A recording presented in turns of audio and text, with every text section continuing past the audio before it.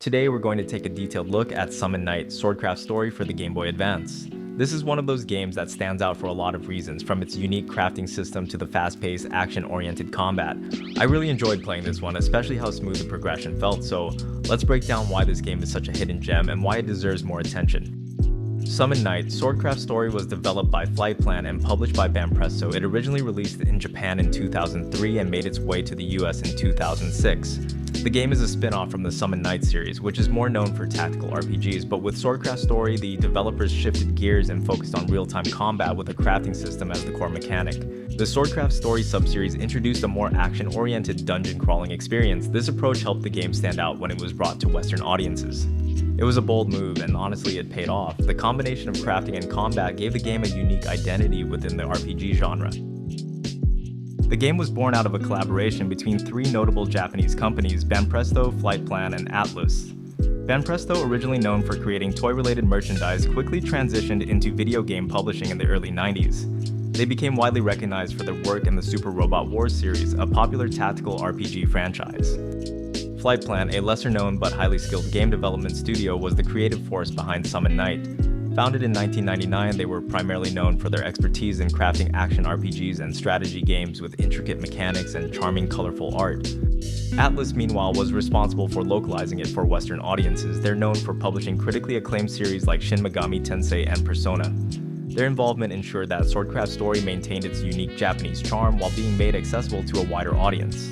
Together, Banpresto, Flightplan, and Atlus laid the foundation for a game that would captivate players with its seamless blend of action, crafting, and storytelling. As for gameplay, the crafting system in Swordcraft story is at the heart of the game. As a Craft Knight apprentice, your goal is to forge weapons and prove yourself in combat. You're not just upgrading weapons with a few clicks, you're actually gathering materials, refining them, and crafting your own gear. And it's not just one type of weapon. You've got swords, axes, spears, knuckles, and drills, each with its own strengths and weaknesses. This variety in weapon crafting adds a lot of depth to the game, and it's one of the reasons the combat never gets stale. You're always experimenting with different weapons to find what works best for your playstyle. The combat is real-time and side-scrolling, making it feel more like an action game than a traditional RPG. You can block, dodge, and chain together attacks, and it feels really fluid. The balance between combat and crafting is spot on. You're not overwhelmed by grinding for materials, and the combat itself is challenging without being frustrating. It's just difficult enough to keep you engaged without ever feeling unfair. For me, this made the game's pacing feel continuous and enjoyable from start to finish. As for the story, you play as an apprentice, Craft Knight aiming to become a craft lord, which sets the stage for plenty of duels, forging, and exploration. The narrative is straightforward but engaging, with a mix of humor and some surprisingly heartfelt moments. The game doesn't waste time with unnecessary side quests or lengthy exposition. It's focused, and that's one of its strengths. The pacing of the story is excellent, and it keeps you moving forward without feeling rushed. One of the most exciting aspects of Swordcraft story is choosing your guardian beast. This mystical companion plays a big role in both combat and crafting, offering unique abilities and attacks to support your journey. What's really cool is that the guardian beast you get depends on the answers you provide during a short Q&A session early in the game. Rasho is a fiery demon focused on strength. He helps you craft powerful weapons early on, and his brash, rebellious attitude gives him a lot of personality. Zantek is a robotic, lightning-powered guardian beast. Zantek's focus is on precision and efficiency, both in battle and crafting. Sugarette is a playful, fairy-like spirit with a focus on magic-based attacks and crafting. Sugarette is cheerful and full of energy, adding a lighthearted touch to your journey. Cuddy is a small, loyal, wind-powered creature. Cuddy may seem quiet and unassuming, but he's incredibly devoted and offers solid support in battle. Something else I want to highlight is the game's menus. They're really well designed. Whether you're crafting, managing your inventory, or checking your stats, everything is laid out clearly and intuitively.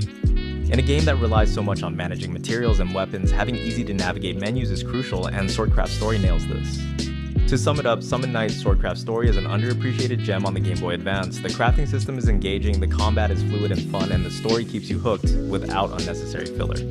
It's the perfect balance of challenge and progression, and I never felt frustrated while playing. The summoned creatures offer a level of customization that adds depth, and the overall experience just feels polished from start to finish. If you're a fan of action RPGs or just looking for something different to play on the GBA, I highly recommend giving this one a shot. It's got all the elements of a great game, and I think you'll enjoy it as much as I did.